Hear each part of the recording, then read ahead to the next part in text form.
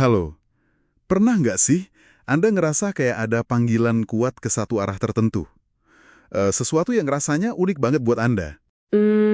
Iya iya, kayak ada tarikan gitu ya? Betul. Hari ini kita mau coba bongkar nih, satu ide penting dari bukunya Robert Greene, Mastery, tentang menemukan apa yang dia sebut tugas hidup Anda. Life's Task. Konsep yang menarik banget itu. Iya kan? Kita mau lihat gimana sumber ini ngejelasin adanya semacam kekuatan khas di dalam diri kita, yang katanya sih coba nuntun kita. Benar. Nah, misi kita sekarang ini ya coba pahami kekuatan ini. Dan kenapa langkah pertama menuju penguasaan sejati itu justru mulanya dari dalam diri. Betul sekali. Intinya sih argumen Green itu Anda punya semacam, kompas internal gitu, yang ngarahin ke jalur unik Anda. Kompas internal, oke. Yang menurut dia justru berani lihat ke dalam dulu. Lihat ke dalam. Iya, kenali siapa diri Anda sebenarnya di level paling dasar. Terus sambungin lagi diri Anda sama kekuatan bawaan itu. Ini bukan sesuatu yang dicari di luar, tapi digali dari dalam. Menarik ya. Green juga nekenin kan kalau tugas hidup ini bukan konsep ngawang-ngawang gitu, tapi nyambung banget sama keunikan kita. DNA mental kita lah kalau boleh dibilang. Iya, persis. Sangat personal. Katanya, kalau kita kenal ini dengan jelas, nanti semua kepingan hidup tuh rasanya jadi pas. Terutama soal ya jalur karir gitu. Nah, itu dia. Dia kasih contoh Leonardo da Vinci kan. Yang menarik bukan cuma bakatnya aja, tapi keberaniannya itu loh. Keberanian ngikutin rasa penasarannya ya. Iya, ngikutin rasa ingin tahu yang gede banget soal alam, soal eksperimen, meskipun itu bikin dia jauh dari jalur normal yang diharapkan orang waktu itu. Kayaknya buat Da Vinci, proses nemuinnya itu sendiri udah jadi tujuan, bukan hasil akhirnya aja. Persis keberanian buat melawan arus itu kuncinya. Dan contoh lain yang juga kuat banget dari Green itu Charles Darwin. Oh iya, Darwin. Dari kecil kan dia ketertarikannya sama alam liar tuh, dominan banget. Sampai pelajaran sekolah formal aja rasanya bosenin buat dia. Kebayang sih. Ayahnya sampai khawatir dia jadi aib keluarga gitu, dianggap nggak punya arah. Wah, kasihan juga ya. Tapi justru obsesinya yang dianggap nggak praktis inilah yang akhirnya bawa dia ke perjalanan kapal Beagle itu dan ngubah pemahaman kita soal kehidupan. Luar biasa sih itu. Ini nunjukin pentingnya ya menghargai dan ngikutin kecenderungan alami kita itu. Sedini mungkin bahkan kalau kelihatannya aneh atau nggak menjanjikan gitu. Inspiratif banget sih ngelihat gimana ketertarikan masa kecil bisa jadi fondasi. Tapi Green juga ngasih peringatan keras kan ya? Betul. Soal bahayanya kalau kita menyimpang dari panggilan ini. Seringnya kan karena tergoda hal-hal praktis kayak uang atau ya kenyamanan jangka pendek lah. Iya, itu jebakan umum.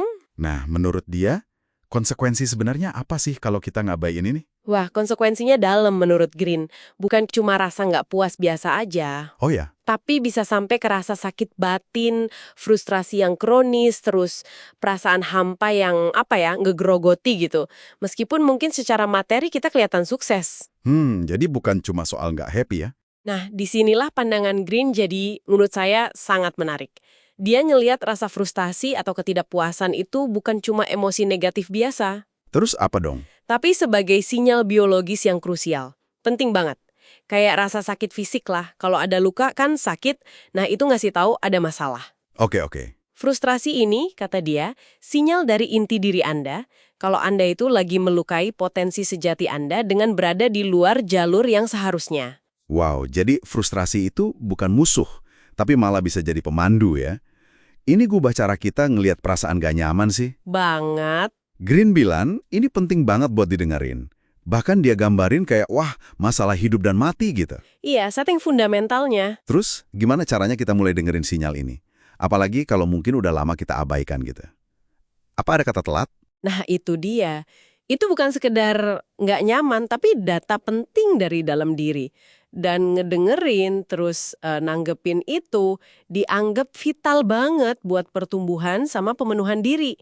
Oke. Kabar baiknya nih, menurut Green, nggak pernah ada kata terlambat buat mulai proses ini. Nggak ada. Syukurlah. Caranya gimana? Caranya, ya dengan introspeksi jujur. Coba lihat lagi ke belakang, ke masa lalu Anda. Apa sih yang benar-benar bikin Anda semangat waktu kecil? Pola ketertarikan apa yang kayaknya muncul terus? Di momen mana Anda ngerasain aliran energi? Atau sebaliknya, justru rasa frustrasi yang dalam banget? Oke, jadi kayak detektif gitu ya, nyari petunjuk di masa lalu. Bisa dibilang gitu. Itu semua petunjuk buat balik lagi, buat nyambung lagi sama suara asli Anda. Oke deh, jadi kesimpulan penting nih yang bisa kita tarik dari pembahasan awal Mastri ini, ya urgensinya buat ngenalin dan nyambung lagi sama kekuatan unik di dalam diri kita. Iya, kekuatan itu. Kekuatan inilah yang jadi fondasi buat nemuin pekerjaan atau jalur hidup yang paling otentik. Tempat kita bisa benar-benar berkembang dan ya mencapai penguasaan itu tadi. Tepat sekali. Sebagai penutup nih ya, mungkin ada baiknya Anda coba renungin sejenak. Boleh, gimana tuh? Coba deh ingat-ingat lagi. Ada nggak sih percikan minat masa kecil, atau mungkin obsesi yang dulu kelihatannya aneh, atau bahkan pola frustrasi yang berulang yang selama ini mungkin Anda pinggirin aja, dianggap sepele? Menarik pertanyaannya. Nah, Green nyaranin bisa jadi justru disitulah letak petunjuk paling berharga menuju tugas hidup Anda yang sebenarnya. Yang lagi nunggu buat digali lebih dalam lagi.